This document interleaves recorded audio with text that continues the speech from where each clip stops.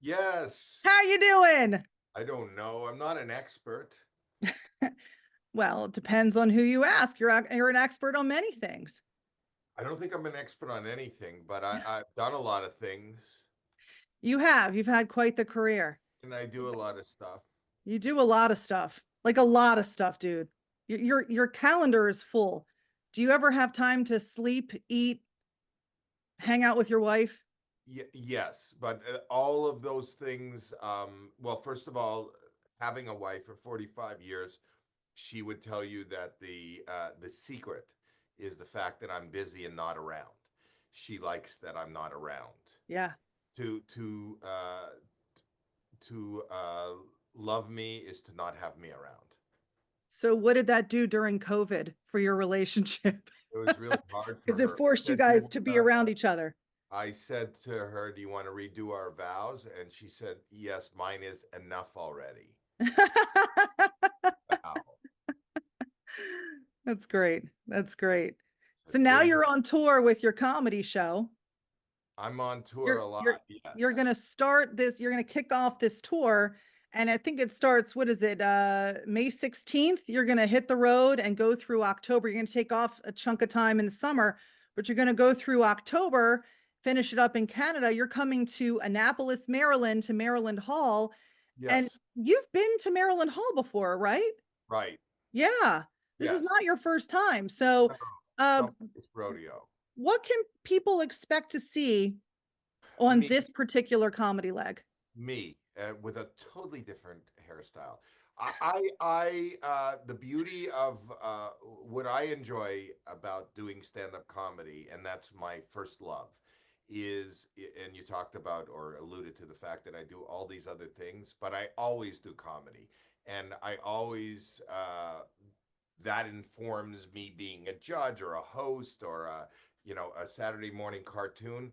But you kind of confused me because you said I'm embarking on this tour. I always just do dates all the Yeah. time whenever I have uh, a moment, and even when I'm not touring, then I can get up on stage at the Comedy Store or at the Laugh Factory or the Ice House here in town. Yeah. That's the only place where I don't have to hit a mark. I don't have to throw to commercial. I don't have to edit myself. So if you're a fan of America's Got Talent or Deal or No Deal, don't bring the kids to this. And not because I just don't edit myself. And Yeah. anything can happen. You asked, what can they expect? Obviously, after all these years, I have a plethora of material to pull from, but it's very interactive. It's very improvisational. I look at it like a giant party, and I'm just trying to be the center of attention. So hopefully things will happen that night that have never happened before and will never happen again. I love that, Howie. So every show is different, right? Because if you're taking that approach, there's nothing scripted per se, right? You just kind of Oh, fly by the seat of your pants, see what yes, happens, see what kind of audience you get that night. And you yes. can go see Howie several times on this leg of the tour, and every show could be very different. You never know what joke you're going to get. That's That's awesome. that's why I go to just about every show I do. I'm a huge fan. You're very, very funny. You have this long history with comedy. You have Bobby's World and Gizmo. I didn't know you were Gizmo. I got to tell you, I knew a lot about you. I was a huge Bobby's World fan. Okay. In fact, I do a little Bobby, but I'm not going to embarrass myself. Go ahead. Oh, no. No, no, no. I want you to do Bobby. Can you do Bobby? Yeah, I could do it. I can do Bobby. I can do Gizmo. Coco McGuire. And that was also that voice was the voice of three different characters. Bobby. It was Coco McGuire. it was Gizmo, and it was also Skeeter on the Muppet Babies. On the Muppet Babies, right? And you did Animal on the Muppet Babies, and another one on the Muppet Babies. I mean, but you hit this upper register, right? How did you just kind of figure out, wake up one day and go, I'm going to get this high voice and I'm going to turn it into a few different characters? An accident. I was choking. The way I do it. It's not my voice. I don't talk in a high register. I'm not Right. talking. It's the same thing. Have you ever blown up a balloon and then you take the nipple of the balloon and you stretch it, and as the air comes out, it's got that high pitched sound. Yes. Even if I lose my voice totally, I can still talk like this. so it's just I figured out how to do it without choking, where I take the muscles in my throat and I just close them and push air through. That's amazing. That's Nuts. amazing. So you like pitched it, right? Did you? So Bobby's World was your creation, right? Well, no, yes, yes. So my friends, Jim Stahl and Jim Fisher, who are alumni of Second City, got a development deal at Fox for Saturday morning, and they said we would like to do your character as a Saturday morning cartoon. My character was not a you know, they knew because I did it in my act. And again, like I just told you, the material was not family friendly and even further from being Saturday morning friendly. So Yeah. I knew nothing about Saturday morning, and they really didn't know anything about Saturday morning. But we sat down and we started talking about funny stories that were happening with my own children or happened to me as I was a kid. Mhm. So everything was a true story. And we just wrote these true stories. And, we're going to the dentist or not liking the smell of your aunt or her house. These were the Yeah. kind of things we did. And those weren't really explored in Saturday morning. So we did that. And Margaret Lesh, who ran the network, bought it. I never dreamed that she would do more than just a script. And we did 9 years, and it was number one. It was in 65 countries, and people still remember it today. And it was Yes, we do. a happy meal. But that's everything in my career. I didn't start out thinking I would be in show business. It was a dare for me to get up on stage when I went to a comedy club in the 70s. And then Think I about like the go the ahead. way that show, you know, cartoon, but then there's Howie, right? Gotta say it, dude, with your cool curly mullet. All Yeah, right. Rocked the mullet. All right. we're there. Yeah. That that kicked off kind of a whole different vibe that people could latch onto. Fast forward years later, for instance, Blues Clues and Steve, right? Right. I don't think that would have happened without Bobby's World, because I think Bobby's World was one of the first, if not the first, to incorporate you on top of the cartoon. I don't know. Maybe. I don't We have to know. dive into, I mean, I'm I going to have to know look that that up. we did inspire people like Rugrats came after. Hmm. I was that they were inspired by creating their own little world, but we just did what we did and had no idea that people would relate to it or get excited about it or even be talking about it here like 30 years later. Yeah.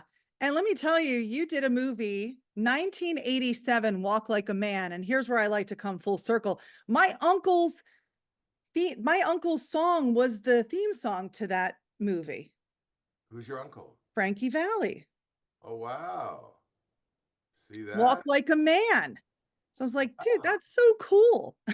Which it's his birthday tomorrow. He's 91 tomorrow. So give him a wave, Howie, and I'll send this to him. Wow. That's in lieu of spending any money. You said from He me. doesn't want to sing. He just wants to keep staying on stage. Yeah, that's all he He's still wants. performing? He is still performing. Wow. He is on tour. You're on tour. If See, you guys are in the same city, hit me up and I'll get you, where go are you hang out with based? him. Hmm? Where are you based? Annapolis? I'm in Baltimore. Baltimore. I played I'm there in many Baltimore. times too at Pier 6. Pier 6 is a great venue. When are Yeah. you are you coming to Pier 6? No, not this No? time. Not Okay. this time. Another time. But I might hit you up in Annapolis. I might come down and say hi. Please do. I will. I will. Uh, Everybody and whoever your viewers or listeners are that have a moment and want to get away from reality and just spend a couple of hours giggling, come join me. because you never know what you're going to see. Ramsheadpresents.com. You can get tickets. I want to touch really quickly on Deal or No Deal. everybody's like fascinated with that show. What a cool concept. Um, did you have like the greatest time hosting that show? And every time, was it like, were you nervous during that? Because everybody watching was Well, like on the the edge of their hardest thing seat. about that show was to not scream out loud, just take the money, because obviously there was no skill involved, and there's no, and then you'd have somebody who was there who told you, they've never owned a home, they don't have insurance, they have 3 kids, they're out of work, and the banker offered them, $60,000, and really flippantly that it was easy for them to go no deal, and it was really hard for me. I don't gamble, and I don't Yeah. even put $5 down on a blackjack table when I'm playing in Vegas. So it was really hard for me to not say, "What are you doing?" Because Yeah. but it did change people's lives, and it was fun for me. And there's a new iteration of it now, which I produce, called Deal or No Deal Island, which is Yeah. really well, and I hope that goes on for years. And Joe is doing a great job. Weren't you, were you the banker on Island? The For, first season, yeah, yeah, that was he cool. did it this year, this season. Okay. That's very, very cool. Now, America's Got Talent. Um, you get to sit on a panel with some very cool, interesting people. Hmm. Um, sitting, I can only imagine. I watch your TikTok channels, and I think that the communication and the relationship that you hold with Mel B is very special, and it's very funny. You We're two like are like, I'm like the annoying sibling. We're both annoying siblings. yes, that's Yes, a perfect explanation of yes. her. So we have a good time. Yeah, I'm lucky to have that show, to be part of that show, and this season is going to be bigger and more exciting than it has ever been, because it's our 20th anniversary, and we're trying to make it a little more celebratory. Though I don't know how much more celebratory you can get. People's hopes and dreams come true right in front of our eyes. Speaking of hopes and dreams, think about when you were getting your start, right? And it was like the competition around you was kind of closed off. You didn't get to see the competition around you because we didn't have social media. We didn't have shows like this, right? So it's you really just going to comedy factories and talking to agents and trying to find your way. And like a lot of these other people did back in the day. And now with all of these outlets, TikTok and YouTube and America's Got Talent and The Voice and shows like that, there's a lot of competition. People see that, right? Do you think if you were young Howie today, would you go on the America's Got Talent stage?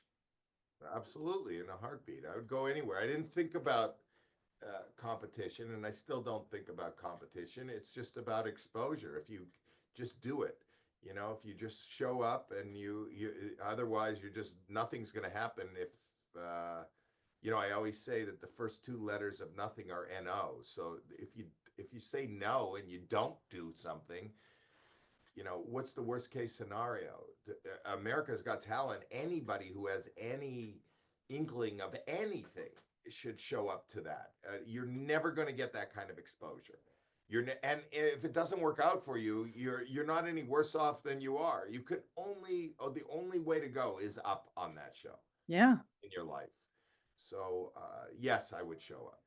So there is a process though, right? You go to your area city, right? And you have to interview or I don't know what audition. the process is, but you go to agtauditions.com.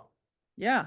Okay. And then eventually, hopefully, make it on the stage in front of you and the rest of the panel and maybe get the golden buzzer. That would be great.